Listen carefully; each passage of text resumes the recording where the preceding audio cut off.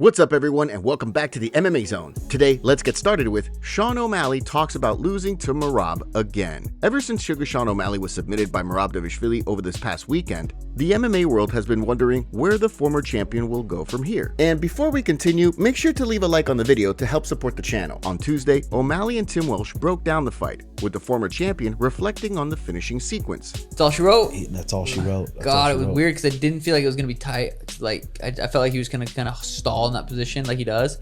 And it just, it got tight fast. I was like, oh, I didn't realize how much time was left. I wish I would have tried to play, just been in my guard more instead of try to get up and make something happen. But that's all, no excuses. Had a great camp. Camp was really good.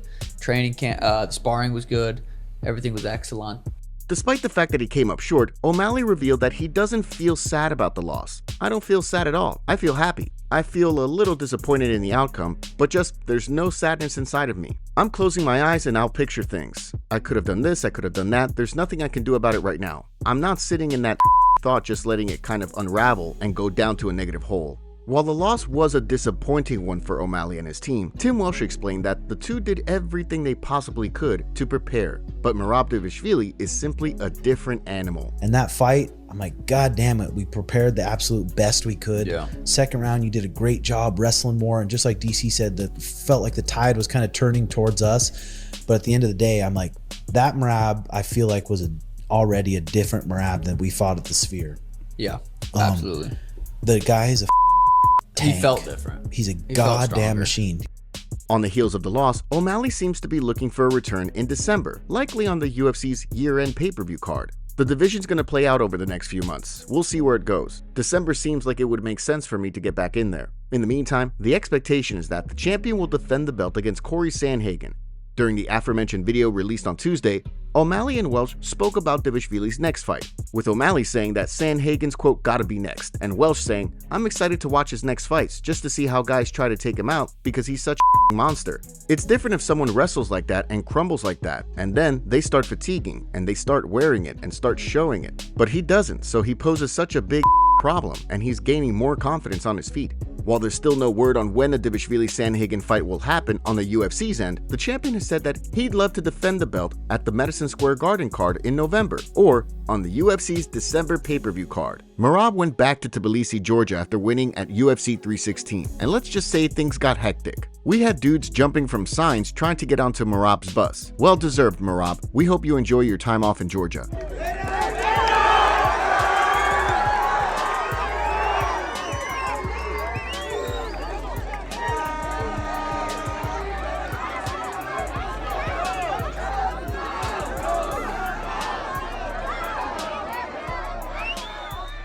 Arman Tsarukyan reacts to Justin Gaethje's comments. Recently, we reported that Justin Gaethje was only interested in fighting for the UFC belt next. If he does not receive a title shot, Justin plans on retiring from the promotion because he would feel disrespected. Well, today, Arman Tsarukyan reacted to Gaethje's comments on X. Arman had this to say, "Congratulations on amazing career. Enjoy your retirement." Jon Jones fires back at the MMA community. This week, an MMA fan decided to use a clip from Kung Fu Panda to poke fun at Jon Jones' domestic violence arrest back in 2021. While members of the MMA community had a laugh about the situation, Jones had a laugh himself, replying, "Person not living from paycheck to paycheck is also me." That wasn't the only notable post on social media that Jones made on Tuesday. The heavyweight champ also reposted a clip of a guy dancing in the middle of the street, to which a fan captioned, "Jon Jones in Thailand instead of fighting Tom Aspinall." Although Jones seemed unbothered by the heavyweight title picture, Tom Aspinall says that it's time for the division to move on. During a recent video for Paddy Pimblett's YouTube channel, he revealed that he's moving on and is going to fight against someone else soon. Everybody reaches a sell-by date, don't they? Everybody's got a time limit. He's reached it, and we move on. I reckon anyone else in that position would have been stripped. I was talking to Adam Capital about it the other week. Yeah, seen it. He should be stripped now. It obviously was a bit annoying at the time, but it's all in the past now. We're moving forward. Everything's good. We can get fighting again, and I just want to get fighting, mate. Do you know what I mean? sick of getting asked about that, you know. It's yeah, it's not the best. You know what? It's better now because I do know what's going on a little bit, and I'm going to fight soon, so that's nice. But Ariel Helwani echoed a similar sentiment on the Ariel Helwani show this week, saying that the UFC needs to decide what's going on with the Jones-Aspinall fight by the time International Fight Week rolls around. I'm imposing an International Fight Week deadline right here and now. A decision must be made about Jon Jones and Tom Aspinall. Announce Tom Aspinall, Jon Jones. Tom Aspinall, Francis Ngannou, or Tom Aspinall, Ciryl Gane. One of those. International Fight Week. It must be done. That's the deadline. Considering that Dana White said that the UFC was going to figure things out on Tuesday, it may just be a matter of time before we get an update. Magomed Ankalaev reacts to Jiri Prochazka's social media post. Jiri Prochazka has been pursuing an education in his free time, and from the sounds of things, the former champion is nearly done with his school year. In a post on social media on Tuesday, Prochazka showed fans pictures of himself defending his thesis, which revolves around blood composition in athletes who train at altitude. In the caption, the former champion revealed that he's now shifting his focus to final exams, which are in 2 weeks. Despite that, Prochazka also teased the MMA community with some fight news, showing fans a picture of himself on the mats along with the caption, "Something coming, step by step." In response, Magomed Ankalaev, or rather someone on Ankalaev's account, who many fans believe could be his manager Ali Abdelaziz, wrote, "Yes, your homework, you are a nerd." Jiri then responded to Magomed's comments with, "Next homework is you." Considering Prochazka is ranked just ahead of Carlos Ulberg in the rankings, once the former champion is ready to step back in the octagon, we could wind up seeing the two throw down in a fight that has all the makings of a barn burner. UFC fighter not happy with Joe Rogan's commentary. This past weekend, Joe Pyfer picked up a big win over Kelvin Gastelum, putting him on a 2-fight win streak after his loss to Jack Hermanson last year. During an appearance on Tuesday's installment of the Ariel Helwani show, Helwani mentioned how the broadcasting team was trying to make it seem like the fight was closer than it actually was. In response, Pyfer explained why he wasn't happy with Joe Rogan's commentary. "Joe Rogan was a little hard on me. I just think the expectation is so high for me. I think they were a little bit unfair. As far as the reality of the fight, it was not a close fight. I was never in danger."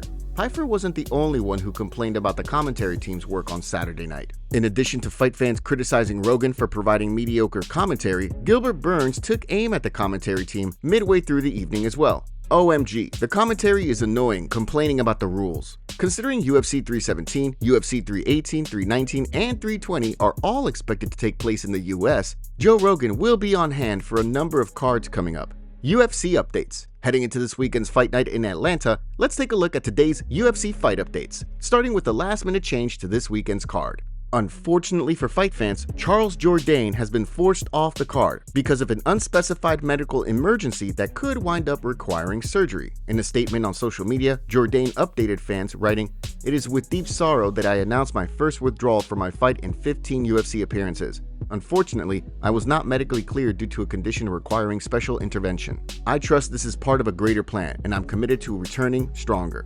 In response, the UFC has tapped Cameron Smotherman, who's coming off a loss to Sergey City last month, and he's stepping in to fight Ricky Simone on short notice. In addition, Homa Fights' Jake Noker is reporting that a fight between Nursultan Ruziboev and Brian Battle will take place on the UFC 319 card in Chicago on August 16th. The fight will see Ruziboev look to build on a 2-fight win streak, while on the flip side, Battle will look to build on a recent win streak that most recently saw him pick up a split decision win over Randy Brown back in December. Former UFC fighter goes off on Patchy Mix for horrible performance. Prior to joining the UFC, Patchy Mix was on a 7-fight win streak that saw him win Bellator's bantamweight title. Despite that, on Saturday, Mix looked to be a step behind throughout his 3-round fight with Mario Bautista. On the heels of the bout, UFC veteran Matt Brown weighed in on Mix's debut during the latest edition of The Fighter vs. the Writer, explaining that fighters in the UFC are simply on another level compared to fighters in other organizations. I'll tell you what, the UFC just has the best fighters in the world. I think these few fights that we talk about, where these guys are coming as champions from other promotions and everybody thinks they're so good, I think it just shows the level of disparity of competition in the UFC. Maybe the lights and the media and all that kind of stuff play a role in it, but I think it just shows the disparity. The number 15 guy in the UFC could be champion in any other promotion that he went to. It's just an extreme difference between the UFC and everybody else. They have control of this sport, of all the best fighters, and I think that's all there is to it. We've seen it a million times. While Mix came up short on Saturday night, considering he took the fight on 3 weeks' notice, he told fans in a post on Instagram that he's not hanging his head in disappointment. Kamaru Usman thinks a fight between him and Islam Makhachev would be blockbuster. Although Kamaru Usman has not picked up a win since his 2021 rematch with Colby Covington, given his status as the former pound-for-pound kingpin, a win over Joaquin Buckley this weekend would likely put the former champion just outside of title contention. The way he sees things, if he gets his hand raised this weekend and Islam Makhachev defeats Jack Della Maddalena, a fight between the two would be a blockbuster event. During a recent sit-down with Kevin Iola, the former champion explained, "Current pound-for-pound versus former pound-for-pound. I think that's a blockbuster that would be a great outing to go out there and get another blockbuster before I sail off." Usman also notably shared his thoughts on a Makhachev-JDM fight during an interview with Full Send MMA. And the short-term goal right now is to get past Joaquin Buckley. But after that, of course, it's already starting to live up here. It's at blockbuster versus current pound for pound and a former pound for pound. I mean, I think that's a blockbuster anybody would sign up to. And even if it's not that, the current pound for pound, it may be JDM. You know, right now he's making big waves with that spectacular performance. So these are guys that I've seen, I've observed, and of course I keep my eye on for my peripherals. But right now, Joaquin Buckley is in the near side. With all the talk of the Makhachev-JDM fight that's supposed to take place later this year, Joaquin Buckley shared his thoughts on a potential showdown with the pound-for-pound king, explaining that he's the worst possible matchup for Makhachev. "In my heart, I know I have the best ability to beat Islam. He can't take me down, he can't submit me, and he definitely can't strike with me." With fight night right around the corner, Usman and Buckley had their first stare down this week, ahead of their highly anticipated event. With Usman looking to get back in the win column and Buckley looking to pick up arguably the biggest win of his career, the stakes couldn't be higher for either fighter. Concerns rise for Kamaru Usman's health before Joaquin Buckley fight. Kamaru Usman is finally stepping back into the cage for the first time in 2 years when he fights Joaquin Buckley at UFC Atlanta this weekend. Ahead of the fight, he admitted that going through training camp again and getting beat up just doesn't feel healthy.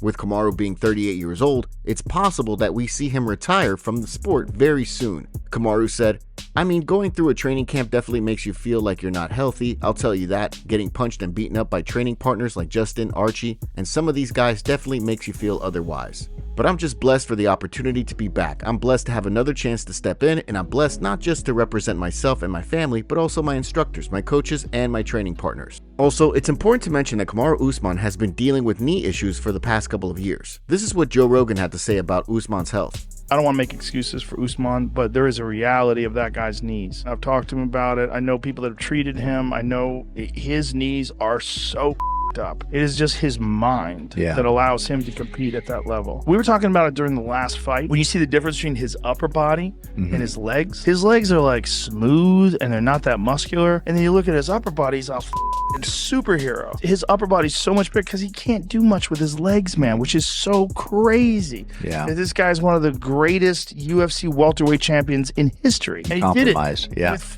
up knees. Yeah. He has to walk backwards downstairs. Who do you think will win this weekend, Usman or Buckley? Let us know in the comments below.